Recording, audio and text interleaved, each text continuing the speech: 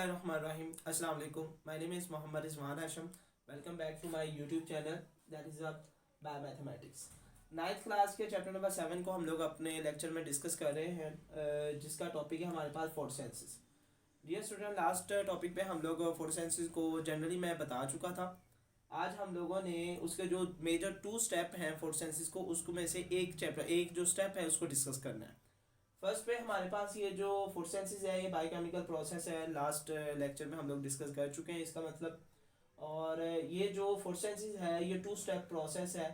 First step में ये है कि लाइट एनर्जी को यूज़ किया जाएगा और आपके पास 2 हाई एनर्जी मालिक्यूल्स को प्रोड्यूस किया जाएगा, बनाया जाएगा, वो है ATP और NADPH2। सेकेंड स्टेप में ATP और NADPH को यूज़ किया जाएगा, कार्बन डाइऑक्साइड की फिक्सेशन करके ग्लूकोज को प्रोड्यूस किया जाएगा, जो कि हमारे पास फोटोसिंथेसिस की एंड प्रोडक्ट है। जो आज हम लोगों ने डिस्कस करना है वो बेसिकली हमारे पास जो फोटोसिंथेसिस का फर्स्ट स्टेप है कि लाइट एनर्जी को यूज करके पौधा यानी प्लांट कैसे ATP और NADPH को प्रोड्यूस करता है। इस फर्स्ट स्टेप को हम लोग कहते हैं लाइट रिएक्शन। इसी का सेकंड नेम है Z-स्कीम। बेसिकली ये जो लाइट रिएक्शन है इसका नाम ही लाइट रिएक्शन इसकी वजह से है क्योंकि इस रिएक्शन में जो सनलाइट है उसको यूज किया जाता है, यानी सनलाइट रिक्वायर्ड है इस प्रोसेस को करने के लिए। ये जो प्रोसेस है लाइट रिएक्शन ये थैलाकोइड मेम्ब्रेन पे वहां पे ये वकूअ पज़ीर होता है और इसके लिए लाइट एनर्जी को यूज किया जाता है किसके लिए, ताकि ATP और NADPH को प्रोड्यूस कर सके। इस लाइट को, ये जो लाइट सन से आती है, इसे कौन है जो कैप्चर करता है? बेसिकली वो फोटोसिंथेटिक पिगमेंट है। आपकी बुक में फोटोसिंथेटिक पिगमेंट लिखे हैं तो उसमें जो क्लोरोफिल A है, क्लोरोफिल B है, ज़ैंथोफिल है और कैरोटीनॉइड है। ये जो क्लोरोफिल A है ये बेसिकली रिएक्शन सेंटर है। क्लोरोफिल B, ज़ैंथोफिल और कैरोटीनॉइड ये जो है इसके एसेसरी पिगमेंट है। अब एसेसरी पिगमेंट और रिएक्शन सेंटर का मतलब क्या है?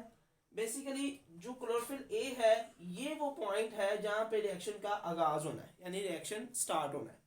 ये जो भी लाइट कैरोटीनॉइड या ज़ैंथोफिल या क्लोरोफिल B अब्सॉर्ब करेंगे ये वो उस लाइट एनर्जी को बेसिकली ट्रांसफर करेंगे क्लोरोफिल A को, जैसा कि मैंने डायग्राम में यहाँ पे दिखाया।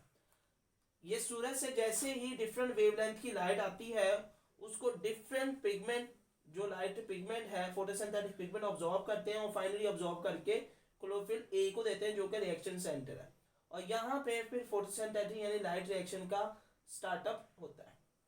अब ये सारा प्रोसेस चूंकि थैलाकोइड मेम्ब्रेन में होता है तो इसको ओवरऑल मैं बताता हूँ कि ये थैलाकोइड मेम्ब्रेन की बात करें तो ये जो प्लांट में लीफ है, लीफ के अंदर एक सेल होता है जिसको हम लोग कहते हैं मेसोफिल सेल। इस मेसोफिल सेल के अंदर एक ऑर्गेनेल जिसको कहते हैं क्लोरोप्लास्ट। इस क्लोरोप्लास्ट के अंदर हम लोगों ने लास्ट टाइम डिस्कस किया था कुछ कॉइन लाइक स्ट्रक्चर मौजूद है। इस कॉइन लाइक स्ट्रक्चर को हम कहते हैं थैलाकोइड। इस थैलाकोइड मेम्ब्रेन को मैंने यहाँ पे ड्रॉ किया है आपके सामने। ये सारा प्रोसेस इस थैलाकोइड मेम्ब्रेन के ऊपर टेक प्लेस होगा जिसको हम कहते हैं लाइट रिएक्शन। बेसिकली होता क्या है, जैसे ही सनलाइट प्लांट के ऊपर पड़ती है तो जो फोटोसिंथेटिक पिगमेंट है उस लाइट को कैप्चर करते हैं। फॉर एग्जांपल हमारे पास ये लाइट सन है जो कि सोर्स है एनर्जी का। इसकी लाइट जैसे ही लीफ के ऊपर पड़ती है तो फोटोसिंथेटिक पिगमेंट इकट्ठे होके एक फोटो सिस्टम बनाते हैं जिसको हम कहते हैं फोटो सिस्टम 2। और इसी तरीके से एक और फोटो सिस्टम है जो कहते हैं फोटो सिस्टम 1। ये बेसिकली जो फोटो सिस्टम है ये मुख्तलिफ, ये जितने भी हमारे पास है फोटोसिंथेटिक पिगमेंट इकट्ठे होकर एक क्लस्टर की फॉर्म में जमा हो जाते हैं जिसको कहते हैं फोटो सिस्टम हम लोग। ये फोटो सिस्टम में बेसिकली क्लोरोफिल ही मौजूद है जो फोटोसिंथेटिक पिगमेंट है जिन्होंने मिलकर इस सिस्टम को बनाया। अब जब डिफरेंट लाइट की ये जो लाइट है इस लाइट को ये फोटो सिस्टम अब्सॉर्ब करता है तो यहाँ पे मौजूद जो इलेक्ट्रॉन है उनकी एनर्जी हायर लेवल यानी कि बहुत ज़्यादा एनर्जी हो जाती है जिसकी वजह से वो यहाँ से एक्साइट होकर ऊपर की तरफ मूव कर जाते हैं। पहले एक इलेक्ट्रॉन निकलेगा फिर दूसरा इलेक्ट्रॉन, 2 इलेक्ट्रॉन यहाँ से रिमूव करेंगे तो यहाँ पे 2 पॉजिटिव चार्ज आ जाएंगे जिसका मतलब है कि यहाँ पे 2 इलेक्ट्रॉन की डेफिशिएंसी हो गई यानी होल प्रोड्यूस हो जाएगा। अब यहीं पे मौजूद एंजाइम की मौजूदगी में जो 2 वाटर मॉलिक्यूल की ब्रेक, ये दो वाटर मॉलिक्यूल को तोड़ा जाएगा और फाइनली इससे 4 हाइड्रोजन आइंस और एक ऑक्सीजन मॉलिक्यूल प्रोड्यूस होगा और इससे जो इलेक्ट्रॉन निकलेंगे वो इलेक्ट्रॉन, यहाँ पे जो इलेक्ट्रॉन की डेफिशिएंसी हुई है उसे मुकम्मल करेगा। ये वो ऑक्सीजन है बेटा जिसको हम लोग ब्रीदिंग के प्रोसेस के लिए यानी इनहेल करने के लिए यूज करते हैं। अब जब लाइट पड़ने से यहाँ पे जो फोटोसिंथेटिक पिगमेंट में जो इलेक्ट्रॉन थे वो ऑक्साइड होकर मूव करते हैं, तो यहाँ पे एक प्राइमरी इलेक्ट्रॉन एक्सेप्टर मौजूद होता है। प्राइमरी इलेक्ट्रॉन एक्सेप्टर 2, चूंकि फोटोसिस्टम 2 से है, वो इन्हें यहाँ पे कैप्चर करता है और फिर फाइनली ये यहाँ से ट्रांसफर कर दिए जाते हैं। क्योंकि इनकी एनर्जी बहुत ज़्यादा है, ये अनस्टेबल है, ये अपनी एनर्जी को रिलीज करते हैं, नीचे की तरफ दोबारा आते हैं, तो इनको आगे ट्रांसफर कर दिया जाता है मुख्तलिफ प्रोटीन के पास, जिनमें से हमारे पास है प्लास्टोक्यूनिन। ये इलेक्ट्रॉन प्लास्टोक्यूनिन को ट्रांसफर कर दिया जाता है और साथ में एनर्जी रिलीज हो रही होती है। फिर आगे ये फर्दर एक और प्रोटीन के पास ट्रांसफर कर, जिसे साइटोक्रोम कहते हैं।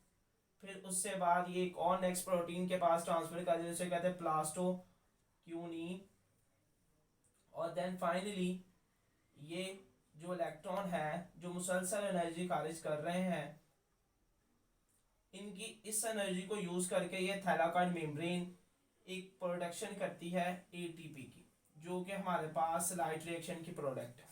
हमने डिस्कस किया था कि जो लाइट रिएक्शन है इसकी दो प्रोडक्शन है, एक आपके पास प्रोडक्ट है एटीपी और एक है NADPH। तो फाइनली यहाँ पे हमारी एक प्रोडक्शन जो प्रोडक्ट है वो प्रोड्यूस हो चुकी है।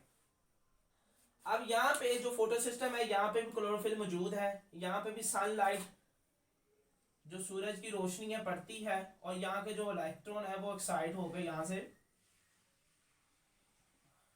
से रिलीज हो जाते हैं। जब वो यहाँ से रिलीज हो जाते हैं तो यहाँ पे भी इलेक्ट्रॉन की डेफिशिएंसी हो जाती है। इस इलेक्ट्रॉन की डेफिशिएंसी को बेसिकली ये जो इलेक्ट्रॉन आ रहे होते हैं इस चेन से, इस चेन को हम कहते हैं जी ETC यानी कि इलेक्ट्रॉन ट्रांसपोर्ट चेन। यानी इलेक्ट्रॉन एक चेन से गुजरता है और इस चेन से गुजरने के दौरान वो एनर्जी रिलीज करता है, उस एनर्जी को यूज करके थैलाकॉइड मेम्ब्रेन ATP को प्रोड्यूस करती है। इस प्रोसेस को हम लोग कीमियोस्मोसिस कहते हैं, जो आप लोग फर्दर FSC की क्लास में डिस्कस करेंगे। अब बेटा जब ये इलेक्ट्रॉन इधर आते हैं तो ये जो कमी होती है यहाँ पे इलेक्ट्रॉन की डेफिशिएंसी होती है, उस इलेक्ट्रॉन की डेफिशिएंसी को ये इलेक्ट्रॉन फिल अप करते हैं। जो यहाँ से इलेक्ट्रॉन निकलते हैं उसको यहाँ पे primary electron acceptor 2, primary electron acceptor 1 sorry, वो इसे यहाँ पे कैप्चर करता है और देन इस इलेक्ट्रॉन को नेक्स्ट ट्रांसफर कर देता है एक प्रोटीन के पास जिसको कहते हैं फेरिडोक्सिन। फेरिडोक्सिन इलेक्ट्रॉन की इस एनर्जी को इस्तेमाल करके यहाँ पे एक एंजाइम मौजूद होता है, उस एंजाइम का नेम है NADP पॉजिटिव रिडक्टेज। ये एंजाइम इस इलेक्ट्रॉन की एनर्जी को इस्तेमाल करके सेल में मौजूद NAD पॉजिटिव की NADP पॉजिटिव के साथ यहाँ पे जो मौजूद हाइड्रोजन, दो हाइड्रोजन को इसके साथ अटैच करके इसे तब्दील कर देता है जी NADPH2 में, जो कि हमारे पास सेकंड प्रोडक्ट है लाइट रिएक्शन की। अब बेसिकली यहाँ पे हम लोग ऑक्सीडेशन रिडक्शन के प्रोसेस को पढ़ चुके हैं। ऑक्सीडेशन में हम लोग कहते हैं जी removal of hydrogen, removal of electron और एडिशन ऑफ ऑक्सीजन।